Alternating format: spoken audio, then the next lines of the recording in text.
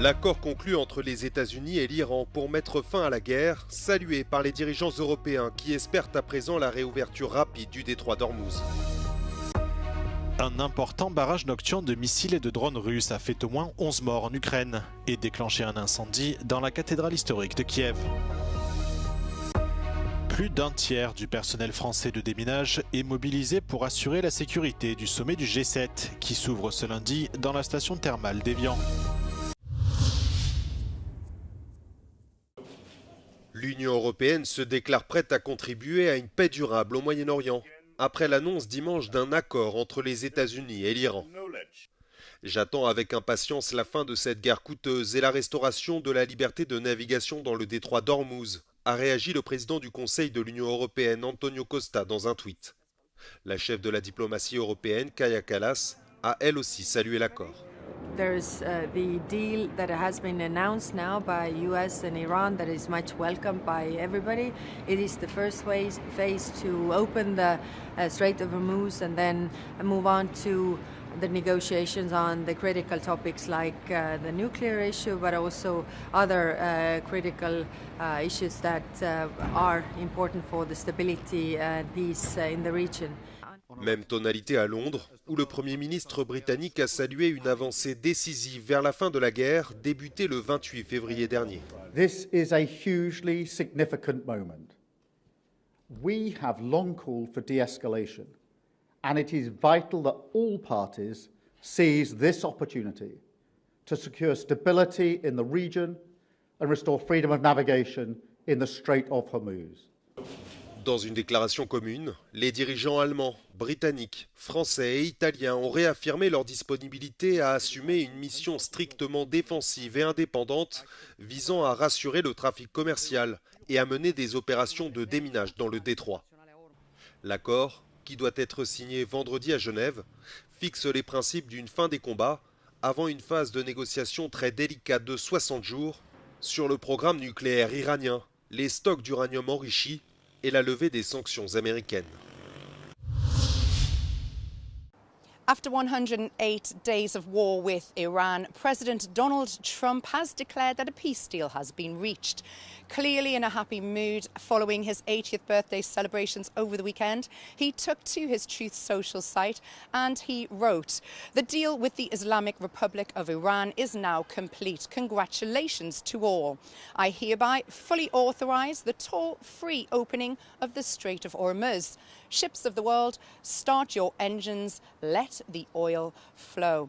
Now, Tehran has since responded. They've confirmed that the text of the Memorandum of Understanding, that's what it is still for now, an MOU. They've said that it will be agreed upon and signed in Switzerland on Friday, and that of course leaves the door open for 60 days of negotiations. They've said that is pending the verification of US commitments and the removal and lifting of that US blockade in the Strait of Hormuz. Now, Pakistan and Qatar were heavily involved in these negotiations, and it's hoped that this does leave a lasting framework for peace right across the Middle East. Jane Witherspoon, Euronews in Dubai. La Russie a lancé une salve de missiles sur plusieurs grandes villes ukrainiennes dans la nuit de dimanche à lundi. Des frappes qui ont fait au moins 11 morts et déclenché un incendie dans la cathédrale historique de Kiev. 5 secouristes ont été tués dans la ville de Kharkiv, dans le nord-est de l'Ukraine, et 5 autres ont perdu la vie dans la capitale. Une 11e personne est morte dans une frappe sur la ville de Kherson, située en première ligne dans le sud-est du pays.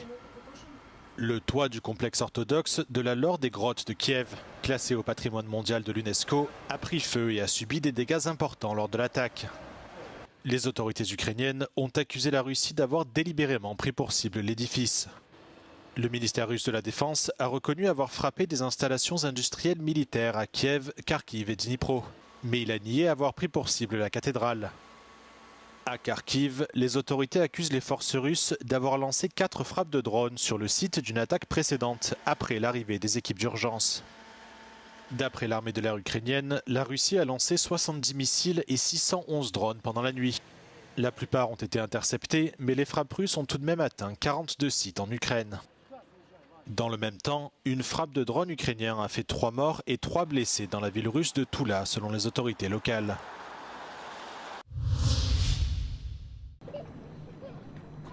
Pas moins de 16 000 membres des forces de l'ordre françaises sont mobilisés pour assurer la sécurité du sommet du G7 qui s'ouvre ce lundi dans la station thermale d'Évian.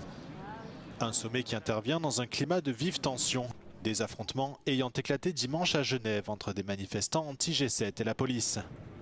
Au cœur de l'important dispositif de sécurité, les équipes de déminage seront chargées de contrôler plusieurs milliers de véhicules durant le sommet. On a des volumes qui sont prévus où on est un peu autour du millier de voitures par jour. Aujourd'hui, c'est le début du sommet, les autorités arrivent demain, mais grosso modo, on sera entre 500 et 1000 voitures par jour, à vue de nez, bien sûr. Tous les véhicules entrant sur le site du sommet sont passés au crible par un dispositif de pointe qui permet aux démineurs de détecter tout appareil suspect accroché sous le châssis. Donc en fait, le véhicule passe sous la plaque jaune, sur la plaque jaune que vous voyez à côté. Et après le passage, on obtient cette image qui nous permet de checker l'entièreté du véhicule. Donc les passages de roues, au niveau des échappements. C'est ensuite au tour des chiens détecteurs d'explosifs d'intervenir pour vérifier l'intérieur des véhicules, suivis par des spécialistes issus de l'armée.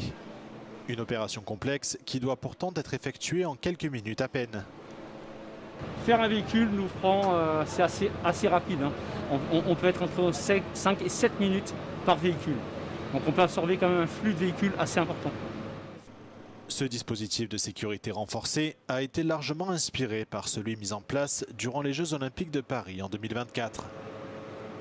Là, il y a un peu plus de 100 démineurs qui sont engagés sur le service. Ça fait pratiquement un tiers des effectifs du service du déminage au complet.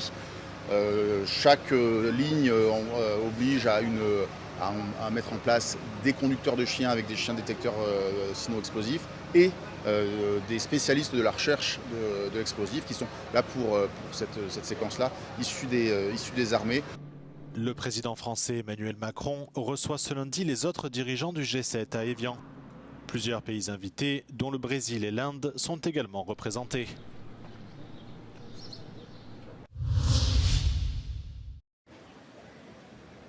La mobilité du futur prend forme à Naples, dans le sud de l'Italie. La rocade de la ville devient la première autoroute du pays officiellement reconnue comme une smart road, une route intelligente capable de communiquer en temps réel avec les véhicules connectés et demain avec les voitures autonomes.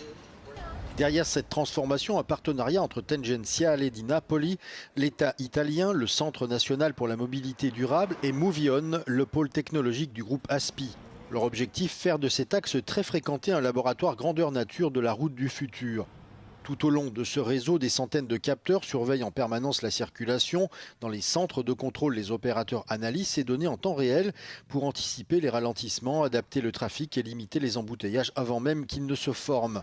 La route surveille également son environnement. Stations météo et capteurs suivent les précipitations, l'état de la chaussée ou encore les niveaux d'eau. De quoi détecter rapidement les risques d'inondation, de glissement de terrain ou d'autres dangers potentiels. Mais la véritable révolution se trouve dans l'échange direct d'informations entre la route et les véhicules.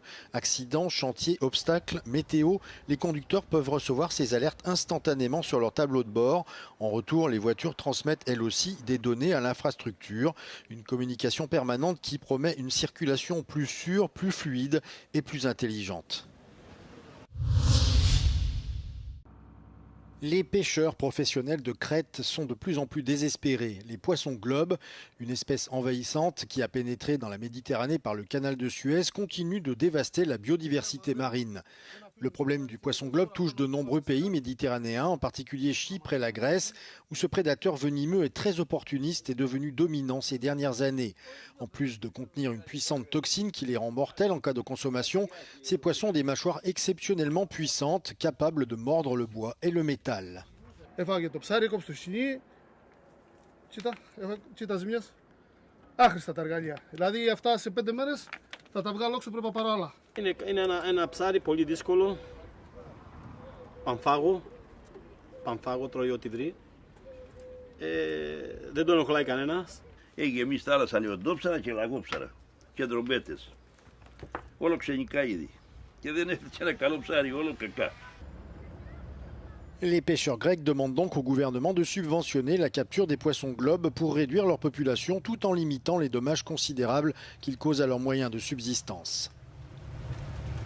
Έχουμε κάνει μελέτες και έχουμε δει ότι έχει μεγάλη επίπτωση στους αλληλείς της παράκτιας αλληλείας. Έχουμε εκτιμήσει αυτή τη ζημιά γύρω στις 8.500 ευρώ ετησίως για κάθε σκάφος.